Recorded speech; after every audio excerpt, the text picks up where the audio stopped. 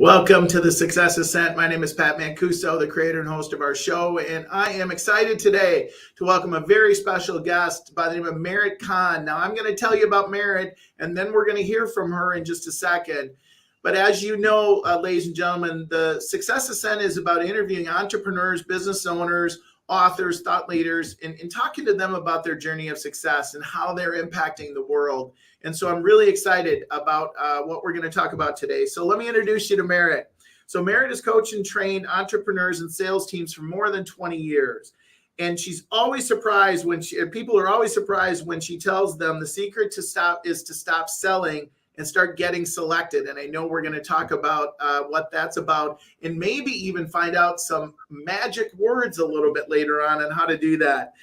She says nobody wants to be sold, but people want to be selected, and they want to be selected the right solutions to their challenges. She teaches the Open Business for Frame Network so entrepreneurs, business owners, and professionals can expand their influence, impact, and income without feeling pushy and aggressive, because no one likes anybody who's pushy or aggressive. She's also an author of Myth Shift, Challenging the Truths That Sabotage Success. So, Merritt, welcome to the show. Thanks, Pat. Happy to be here.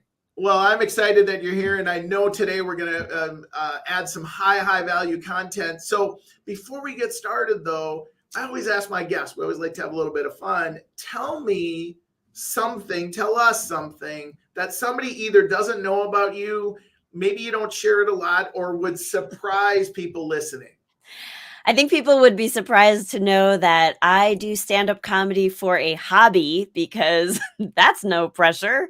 I actually wrote, produced, and performed a one-woman inspiring comedy show for my 50th birthday. That's where you go, ooh, what do you mean you can't possibly be 50? I love it.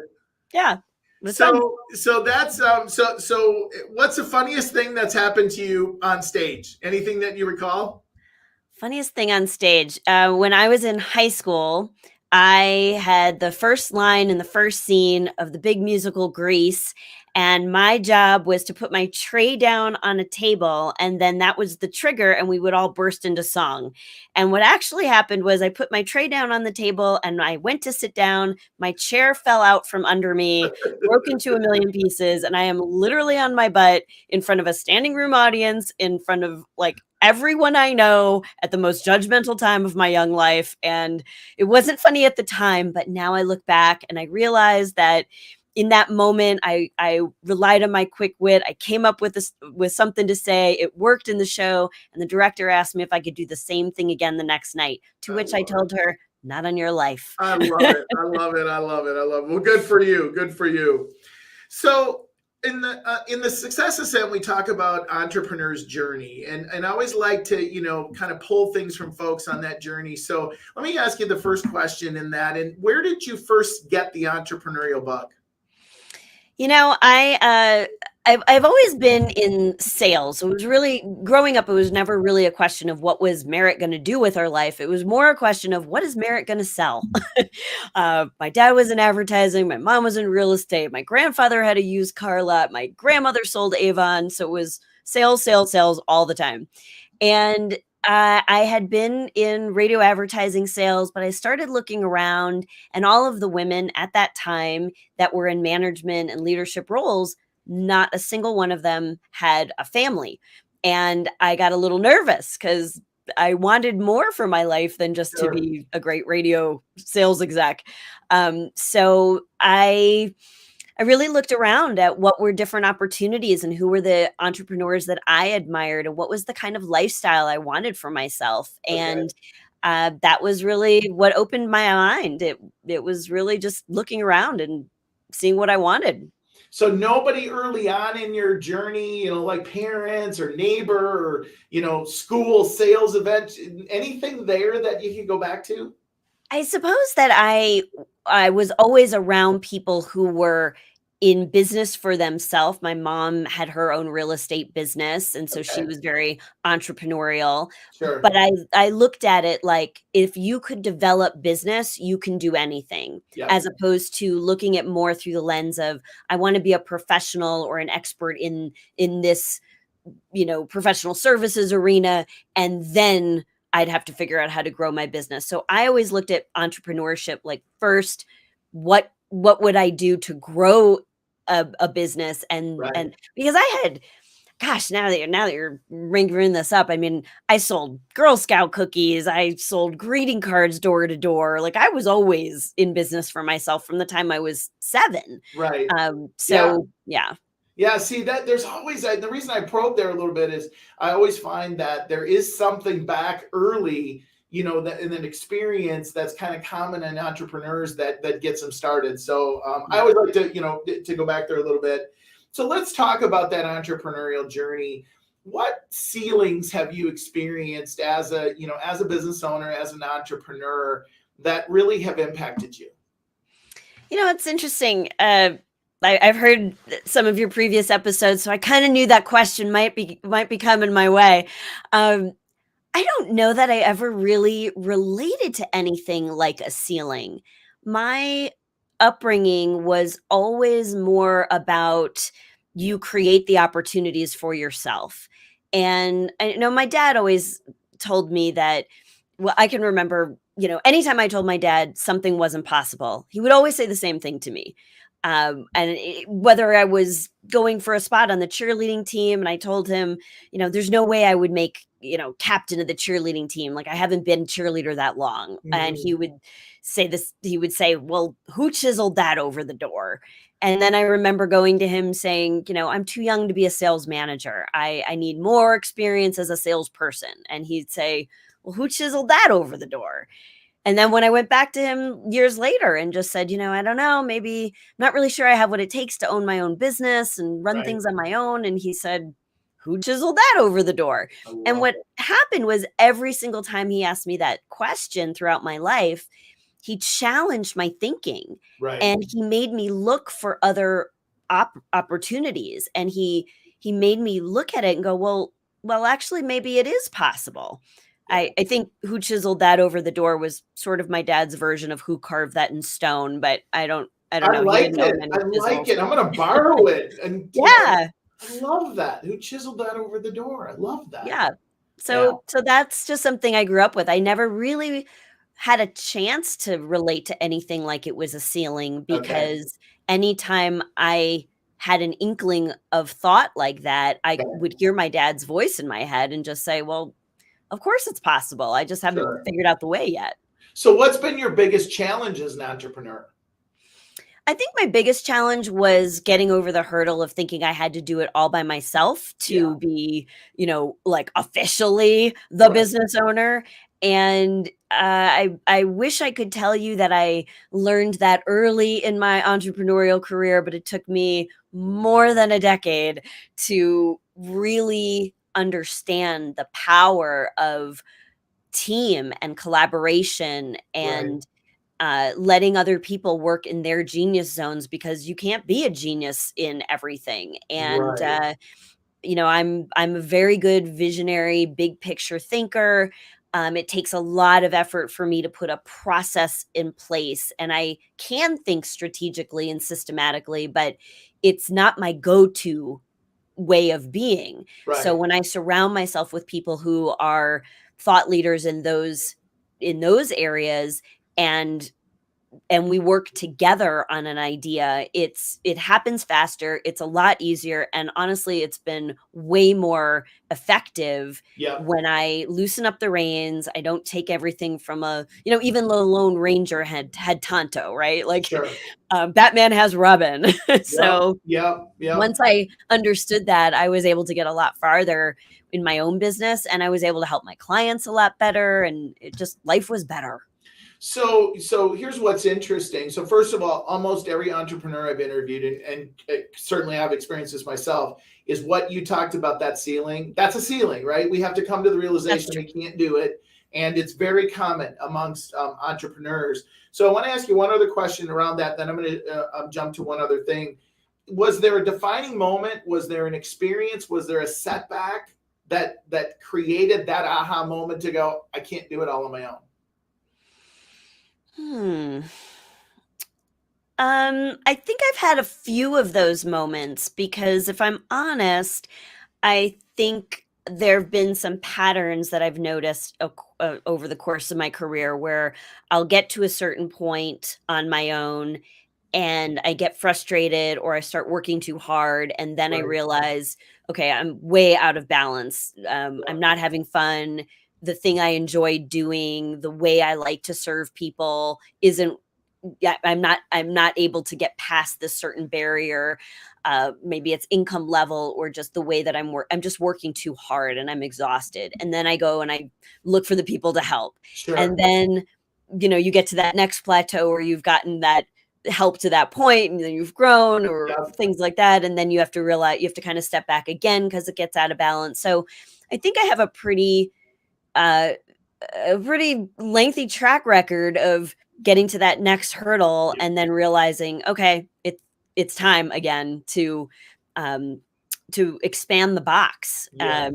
I think about it like if you draw a box and you put all the dots in the box and the dots are all the things that you know how to handle, and then as you learn to handle more, there's just more that's filling up the box, and at some point you don't realize that there's dots in a box. It's just a fully filled in box, and that's when you have to add another ring around it Yeah. and get that, expand either your capacity or get more team around you so now you can handle more things and you start filling in more dots, and so Absolutely. you're growing and expanding. Yeah. So those are ceilings. I love it, Merritt. We found your ceiling. You found my I ceilings, love it. Pat. I love it. I love it. Yes. So let me ask you one other question, and then we're going to shift gears. So, if you had to do this all over again, and you were talking with the 20-year-old version of yourself, what would you say to the 20-year-old version? Like, what would you tell them to do differently, or to do either or? Well, the best thing I did early in my 20s was quit my job, put everything in storage, and backpack around the world for a full year on my own. So I would definitely tell my 20-year-old self, like, go do that again. That was Okay. definitely the best decision you ever made. I love it. And I think I would encourage 20-year-old me to be more open to going out and seeking the advice from the people who are doing the thing you really want. Sure. Sure. Um, yeah, I think just offering yourself to really learn to not think you know it all. Not that I was a know it all. I think I've always been a very open minded person, but I think I would have encouraged younger me to maybe take a few more risks um, and have a little bit more fun. I think Yeah. I was very driven early in my years, and it was all about the work. And I feel like I might have told Yeah. myself to have a little bit more Yeah. fun. Yeah. Boy, that's pretty common too. That's so common. So let's shift gears. So you're doing great work right now and in around emotional intelligence and success models and in helping teams and people with the right success mindset. And so let's just open up the conversation. You have this pillow in your background. And so tell me about the concept, the pillow, and how that's helping people.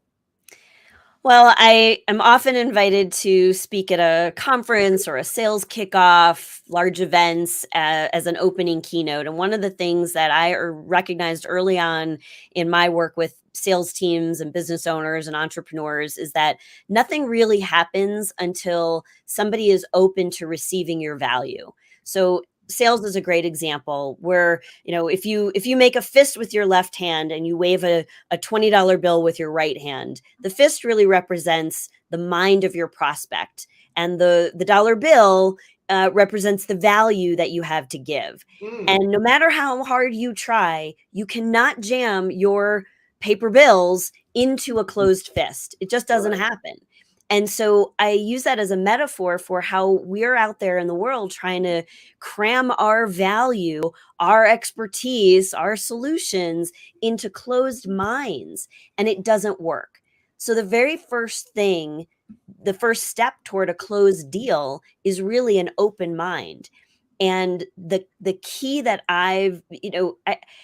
how do you open someone's mind? Crowbar, jaws of life. I mean, probably not good ideas, right? But I think it's as simple as 4 magic words. Yeah. If I were to ask you, "Are you interested in my sales training solutions?" That's very easy to say no to. But if I say, "Are you open to, talking through some ideas about how you might improve your sales results?" It's a little harder to say no to that Right. because if you say you're not open to it, it actually impacts your identity. Hmm. It's not about, you can be interested or uninterested in something, and that's no reflection on who you are as a person. But if you admit to being not open to something, Right. you're actually saying, "Yeah, I'm pretty closed-minded." And nobody says that. No, no. So I found that that's a great question to really open people's minds to new possibilities. And often the very first question I ask an audience is, have you already decided it can't get any better?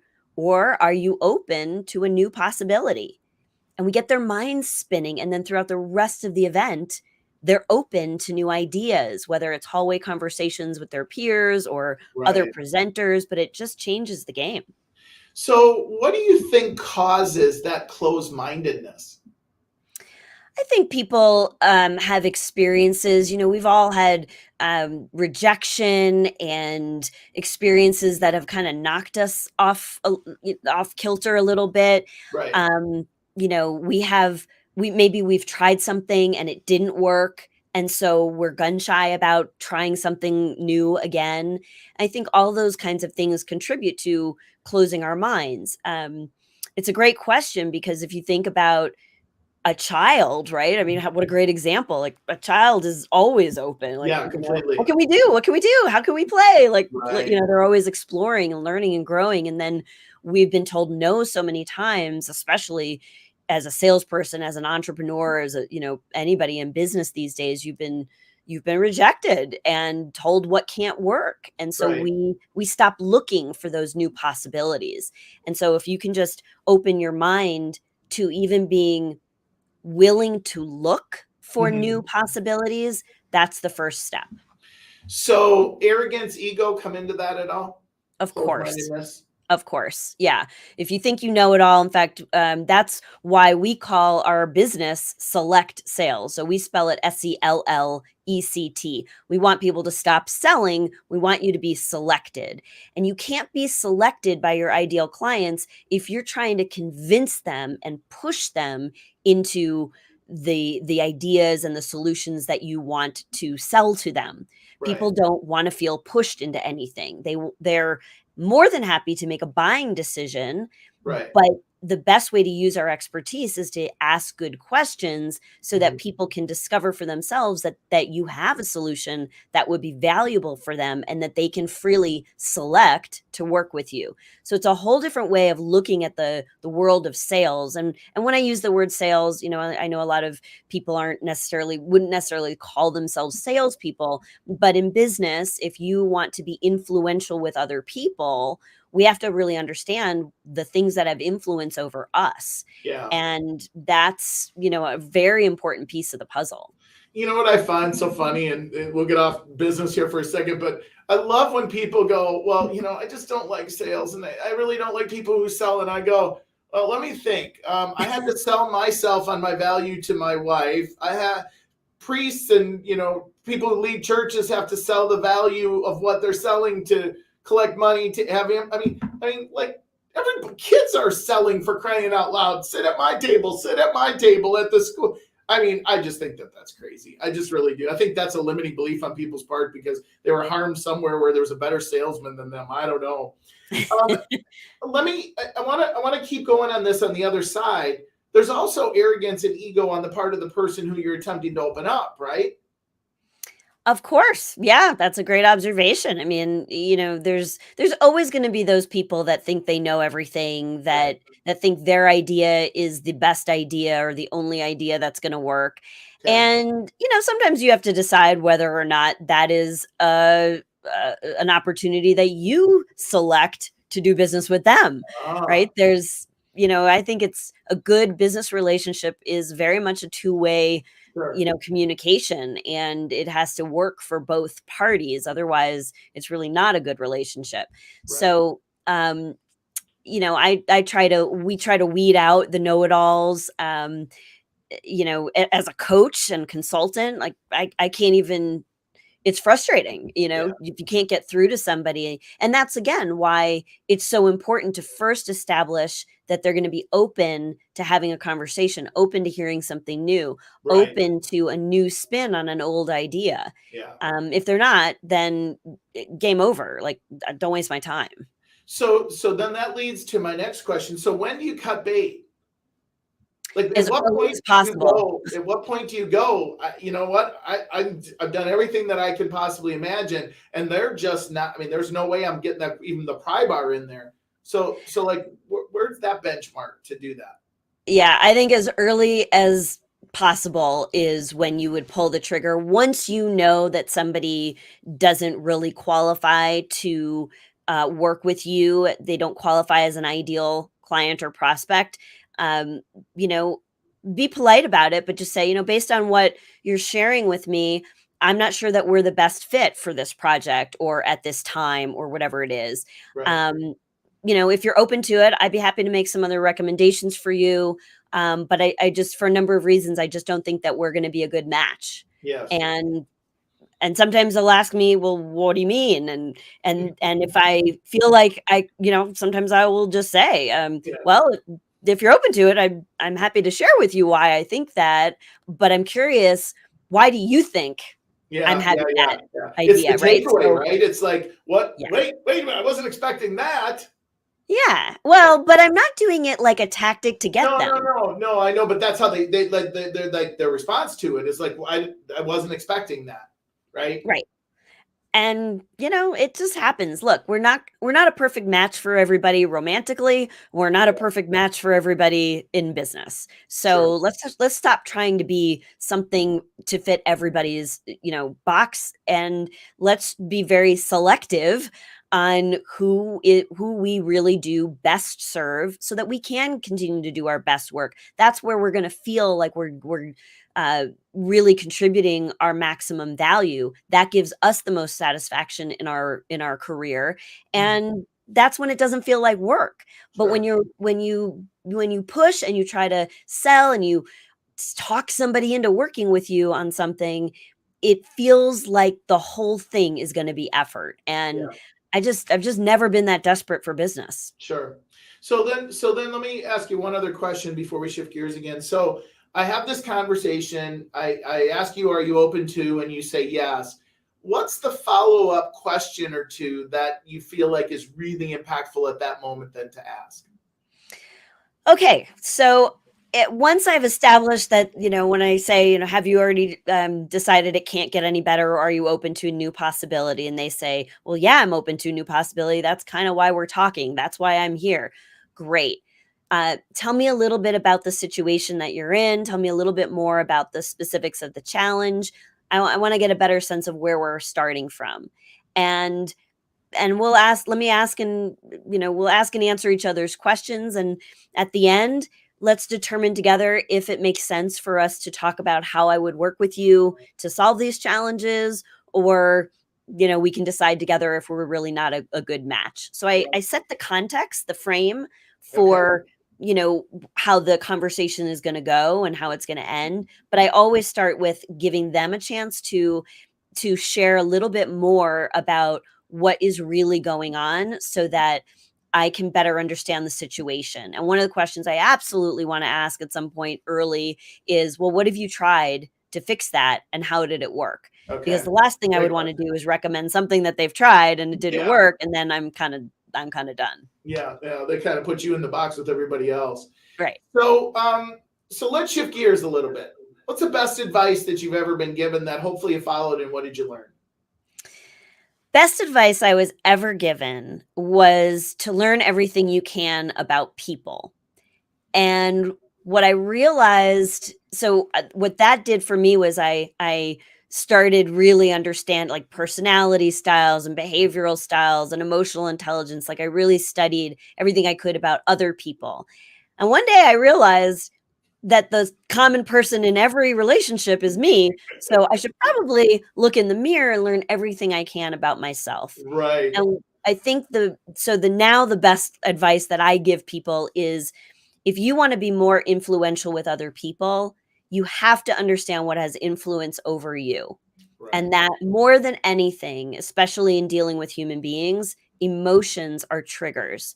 And if you layer good sales skills or leadership skills on top uh, of rocky foundation where you're not really aware of your emotional impact on other people, it's all of those skills kind of fall through the cracks. Right. But if you can strengthen that and then you layer learning on top of it, that's the key to Yeah. everything. Well, it's so interesting that you say that. So I'm in the process of writing a book, and one of the things we've already determined is how important that chapter is on leadership. On you can't lead anybody else unless you understand yourself, and so yeah, Exactly. it makes obviously a lot of sense. So let's flip that upside down. What's the worst advice that you've ever been given that hopefully you didn't follow? However, if you did, what did you learn?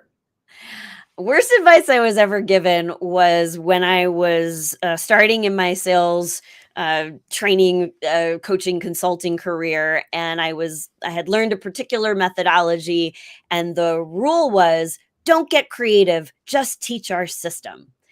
And I took from that being systematic in your approach is a good thing. I still believe that some amount of system and process is strategically smart, but it diminished it, like in one sentence, every creative intuitive thing about how I interact with people, Okay. and it limited how I was able to contribute to their growth because I felt constricted by this system.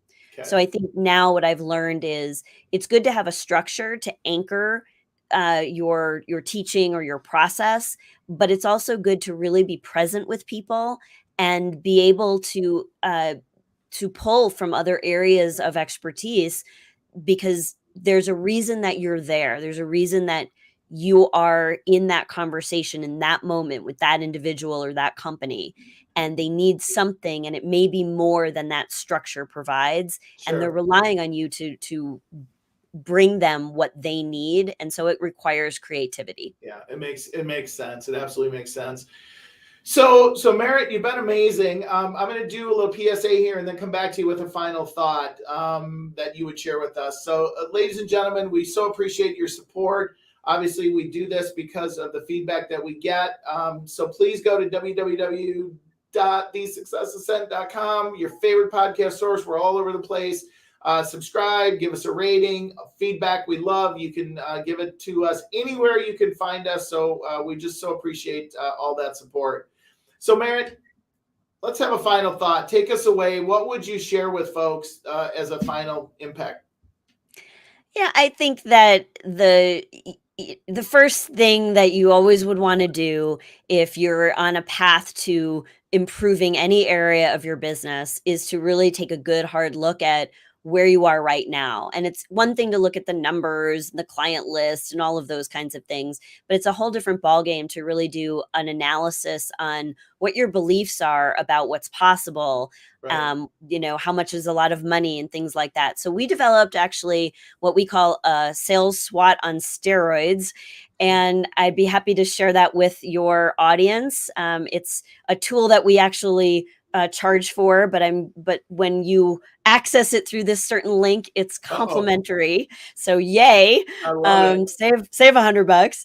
There you But go. go to meritkahn.com, MERITKAHN .com/podcast, and take the Swift Sales SWOT on quiz. That'll give you I actually look at all of the results that come in, and I do a little video analysis, Wow. personal and 100% custom. So no boilerplate Wow. forms. I know I won't always be able to do it like this, Pat, but we just launched this, so I'm excited to share it. Very But it cool. will really give you a good handle on what's the thing that you should be working on to get to that next level of growth And on your success ascent. I love it. I love it. We're scrolling that right now. So thank you so much for sharing that with folks. And again, I think, the thing I took away today was obviously the 4 magic words. I just love that. And then the who chiseled that over the door. Those are my two big takeaways for today. So thank you so much for sharing. We appreciate your time, and I know how very valuable it is. And you just delivered at a high level today. So thank you so much.